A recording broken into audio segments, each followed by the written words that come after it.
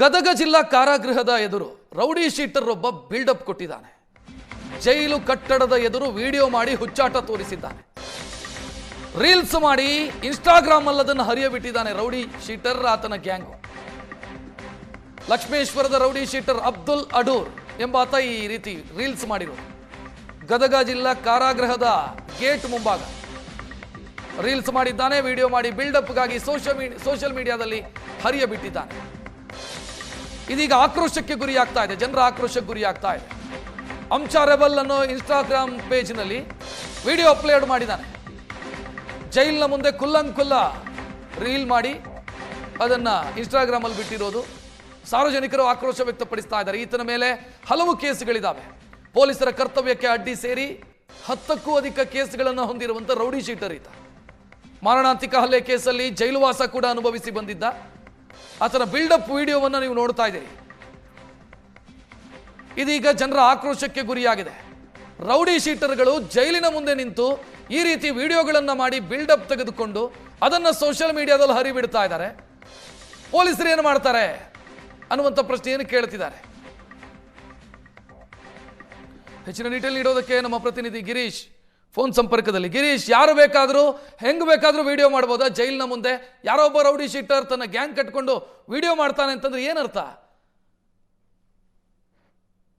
S Rakshath, ಬಿಲ್ಡಪ್ಗಾಗಿ ಈ ರೀತಿ ಕಾರಾಗೃಹದ ಎದುರಿಗೆ ವಿಡಿಯೋ ಮಾಡಿದಾತನ ಹೆಸರು ಅಬ್ದುಲ್ ಅಡೂರ್ ಅಂತ ಹೇಳಿ 2022ರಿಂದ ಗದಗ್ನ ಲಕ್ಷ್ಮೇಶ್ವರದಲ್ಲಿ ಆಕ್ಟಿವ್ ಆದಂತವನು. ಈತನ ವಿರುದ್ಧ 10ಕ್ಕೂ ಹೆಚ್ಚು ಕೇಸ್ಗಳಿವೆ. 2 ಬಾರಿ ಈತ ಗಡೀಪಾರಿಗೆ ಕೂಡ ಅನುಭವಿಸಿದ್ದಾನೆ.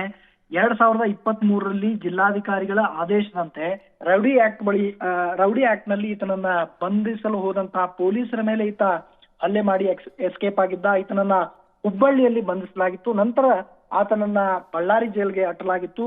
ಅಲ್ಲಿಂದ ರಿಲೀಸ್ ಆದ್ರೂ ಕೂಡ ಈತ ಬುದ್ಧಿ ಕಲ್ತಿಲ್ಲ. ಎರಡು ಸಾರಿ, ಈಗಾಗಲೇ ಹೇಳಿದಂತೆ 2 ಸಾರಿ ಈತ ಗಡೀಪಾರ್ ಅನುಭವಿಸಿದ್ದಾನೆ. ಹಲ್ಲೆ, ಸುಲಿಗೆ ಸೇರಿದಂತೆ ವಿವಿಧ ಪ್ರಕರಣದಲ್ಲಿ ಈತ ಭಾಗಿಯಾಗಿದ್ದ.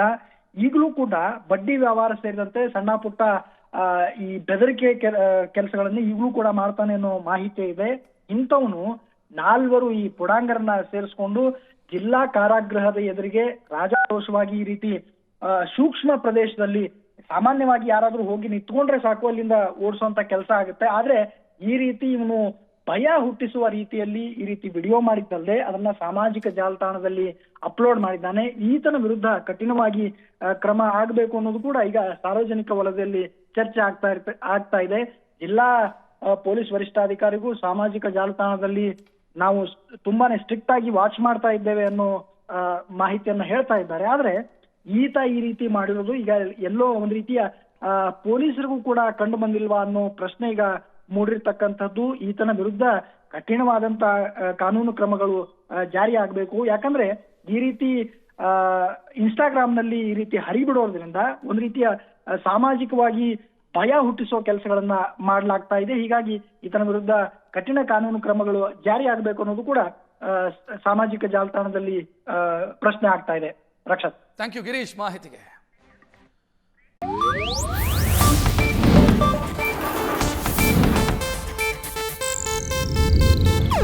ಇದು ಏಷ್ಯಾನೆಟ್ ನ್ಯೂಸ್ ನೆಟ್ವರ್ಕ್ ಪ್ರಸ್ತುತಿ.